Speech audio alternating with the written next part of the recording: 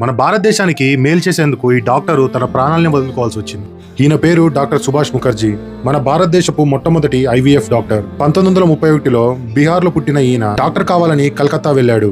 1967లో PhD కోసం UK వెళ్ళినప్పుడు అక్కడ ఫస్ట్ టైం IVF ప్రయోగాలు జరుగుతున్నాయి. అవన్నీ నేర్చుకుని మన ఇండియాకి తిరిగి వచ్చాడు.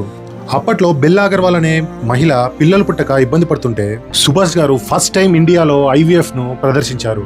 అసలు IVF అంటే ఇన్ విట్రో ఫెర్టిలైజేషన్. తల్లి నుంచి గర్భం, తండ్రి నుంచి శుక్రకణాలని తీసుకుని టెస్ట్ ట్యూబ్ లో కలిపి ఫలదీకరణం చేసి పిండంగా మారుస్తారు.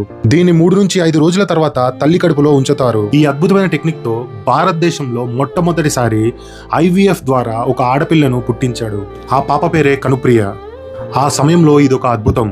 ఇలాంటి అద్భుతం చేసిన డాక్టర్ని భారతదేశం మెచ్చుకోకుండా నిందించింది. తోటి డాక్టర్లు, సమాజం అతన్ని చూసి నవ్వారు. మీడియా ఆయన ఒక ఫేక్ డాక్టర్ అని ప్రచారం చేసింది. ఇదంతా చూడలేక 1981లో డాక్టర్ సుభాష్ ముఖర్జీ గారు ఆత్మహత్య చేసుకున్నారు మామ.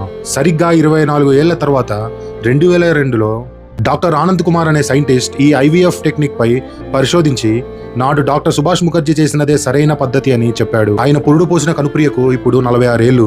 ఎంతో సంతోషంగా జీవితాన్ని గడుపుతుంది. ఇక మన భారతదేశంలో ప్రతిరోజు ఈ IVF ద్వారా 300 మంది పిల్లలు పుడుతున్నారు. కానీ మన ప్రభుత్వం డాక్టర్ ముఖేష్ గారికి ఇచ్చిన అవార్డు ఏంటో తెలుసా? ఆత్మహత్య.